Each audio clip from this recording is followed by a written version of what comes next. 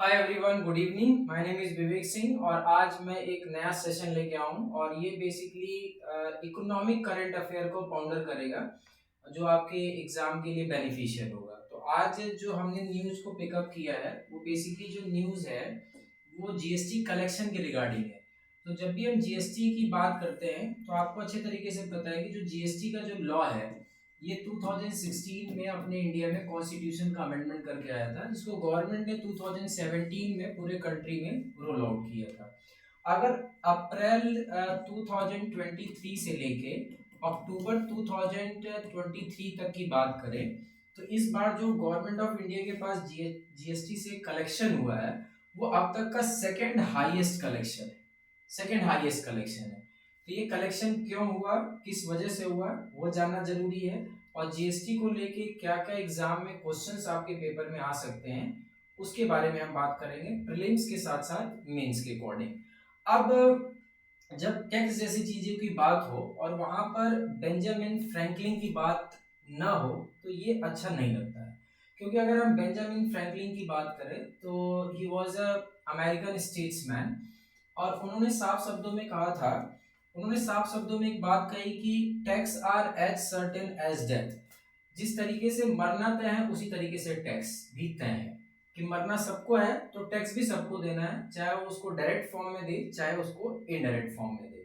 थोड़ा सा एक रिसर्च है, अगर हम national institute of public finance and policy की बात करें तो वहां पर डीके श्रीवास्तव करके उन्होंने एक आर्टिकल लिखा हुआ है। इस आर्टिकल को भी आप गो थ्रू हो सकते हैं। थोड़ा सा आप अगर टेक्स्ट को लेके थोड़ा सा और जानकारी रखना चाहते हैं तो ये आर्टिकल आप थोड़ा सा क्या कर सकते हैं, पढ़ सकते हैं, जहां पर इन्होंने लाफर कर को कौटिल्य के साथ बेसिकली, क्योंकि Kautilya is a very prominent philosopher of India. अब आप उनको फिलोसोफर बोलो, पॉलिटिशियन बोलो, इकोनॉमिक्स बोलो, क्योंकि हर बात उनके लिए सूटेबल होती है। उन्होंने भी साफ साफ शब्दों में कहा था जैसे बाप और बेटे का रिलेशन होता है तो बाप और बेटे का रिलेशन बड़ा फेयर होता है, उसी तरीके से राजा और जनता के बीच का जो टैक्स का रिलेशन होना चाहिए वो फेयर होना चाहिए। वैसे भी टैक्स का अपना एक कैनन है, अपना एक बेसिकली प्रिंसिपल है कि अगर हम टैक्स के कैनन की बात करते हैं तो कहते हैं ना कि टैक्स शुड बी सर्टेन। ठीक है ना, कि टैक्स जो होना चाहिए वो सर्टेन होना चाहिए, जहां जरूरत हो वहीं वसूलो, जहां जरूरत नहीं हो वहां नहीं वसूलो। ये तो कुछ छोटी सी बातें हो गई टैक्स के रिगार्डिंग। और अब हम सीधे मिनिस्ट्री ऑफ फाइनेंस के ऊपर पहुंचेंगे। तो मिनिस्ट्री ऑफ फाइनेंस और साथ ही साथ हम थोड़ा सा यहाँ पर ये भी जानेंगे। एक तो देखो ये प्रीलिम्स के अकॉर्डिंग अगर हम बात करें तो ये इकोनॉमी के पेपर के लिए तो इम्पोर्टेंट है ही है, साथ ही साथ मेंस के लिए भी इम्पोर्टेंट है जीएस टू पेपर में। क्योंकि जीएस टू पेपर में अगर हम बात करते हैं, क्योंकि आपको ही पता है कि इंडिया का जो पॉलिटिकल स्ट्रक्चर है वो कोऑपरेटिव फेडरलिज्म के ऊपर बेस्ड है। और जब भी हम कोऑपरेटिव फेडरलिज्म जैसे वर्ड की बात करते हैं तो कोऑपरेटिव फेडरलिज्म का मतलब क्या है कि भाई सेंटर और स्टेट के बीच में पावर क्या होती है, शेयर होती है। और वैसे भी कॉन्स्टिट्यूशन के अकॉर्डिंग जो हमारा कॉन्स्टिट्यूशन है वो ये कहता है कि सेंटर और स्टेट के बीच में तीन मेन रिलेशन होते हैं, पहले नंबर पर लेजिस्लेटिव, दूसरे नंबर पर एडमिनिस्ट्रेटिव और तीसरे नंबर पर फाइनेंशियल। तो थोड़ा सा वहां पर भी आप जाके थोड़ी चीजों को चेक कर सकते हैं कि भाई टैक्स को लेके कैसे कैसे पावर का डिवोल्यूशन हुआ है। कि जो पावर का डिवोल्यूशन है तो ये मेंस के पर्सपेक्टिव से थोड़ा सा आपके लिए क्या होगा, इंपॉर्टेंट होगा। तो इसको भी आप गो थ्रू कर सकते हैं, ये कुछ बातें।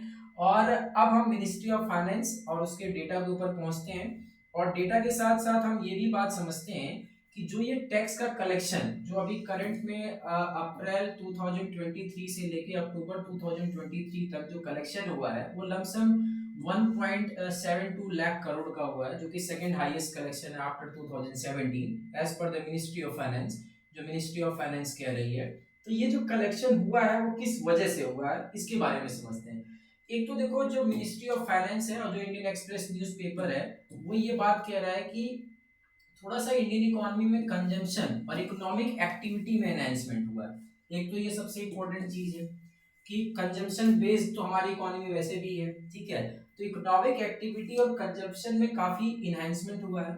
और साथ ही साथ अगर दूसरे नंबर पे अगर हम बात करते हैं तो जो जीएसटी अथॉरिटी है उसके पास जितने भी केसेस पेंडिंग थे, पेंडिंग का मतलब जो टैक्स से रिलेटेड जो भी डिस्प्यूट थे बिजनेसमैनों के, ठीक है, वो जो पेंडिंग केस थे उनके जो भी ग्रीवेंसेस थे उन ग्रीवेंसेस को गवर्नमेंट या जीएसटी अथॉरिटी ने टाइमली क्या किया है, रिड्रेस किया है। तो ये दो वजह है जिस वजह से अप्रैल 2023 से लेके अब क्या बोलते हैं अक्टूबर 2023 तक जीएसटी का जो कलेक्शन है वो गवर्नमेंट के पास क्या हुआ है, अच्छा हुआ है या ज्यादा हुआ है, 13% का उसमें इजाफा हुआ है। थोड़ा सा डेटा भी हम समझ लेते हैं।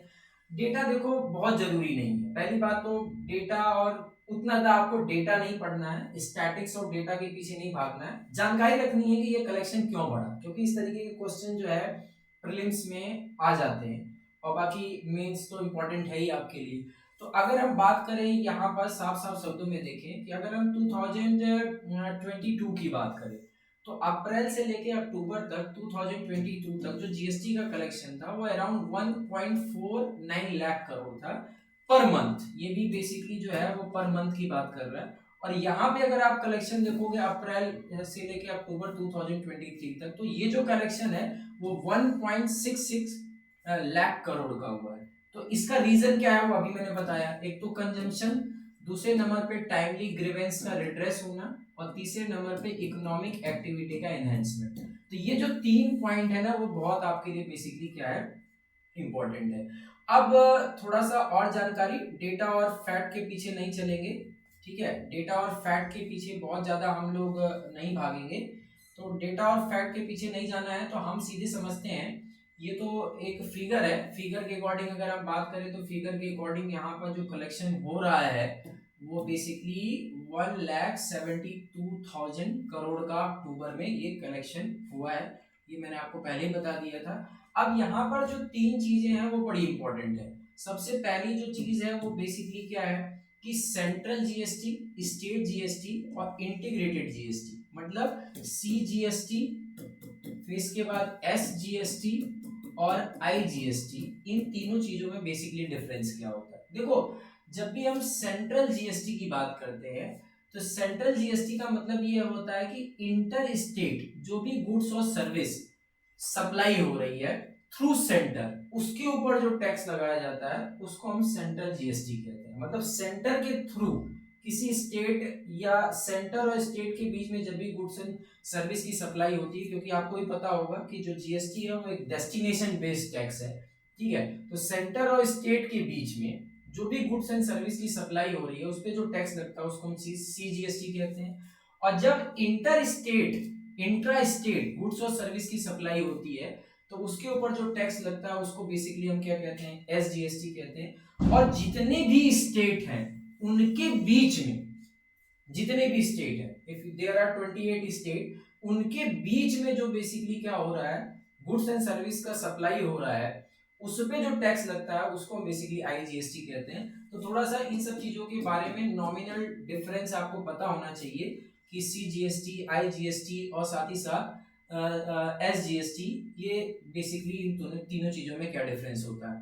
अब जो क्वेश्चंस हैं, जो सबसे इंपॉर्टेंट चीज है कि आप जब भी जीएसटी से रिलेटेड कोई भी चीज पढ़ रहे हो तो आपको क्या क्या चीजें बेसिकली ग्रैप्स करनी चाहिए। सबसे पहले चीज की जो गुड्स एंड सर्विस है टैक्स है वो बेसिकली है क्या और ये कैसे काम करता है, पहला क्वेश्चन आपके दिमाग में होना चाहिए।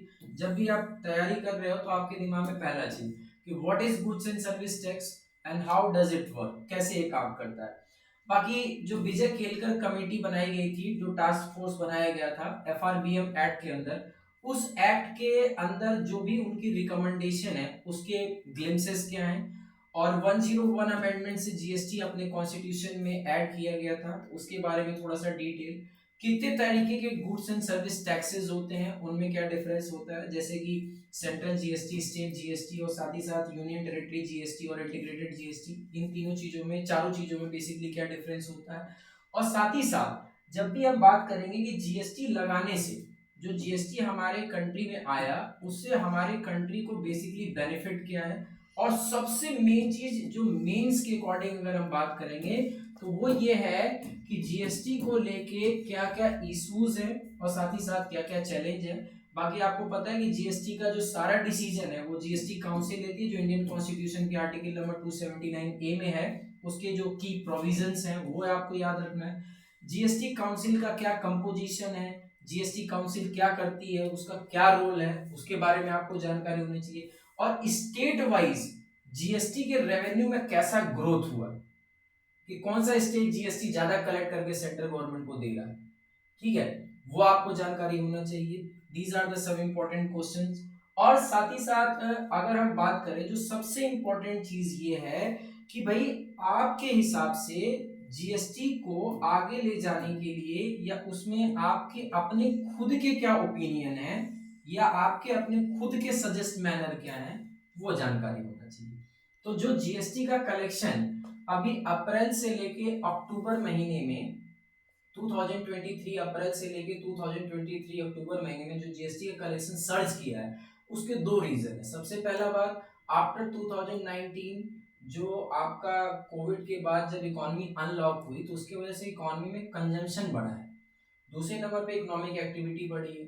और साथ ही साथ अगर हम नेक्स्ट नंबर पे बात करें तो जो जीएसटी अथॉरिटी है उसके सामने जो जीएसटी से रिलेटेड जितने भी कंप्लेंट्स थे, जो शिकायतें थी, जो ग्रीवेंसेस थे, उसको टाइमली रिड्रेस किया गया।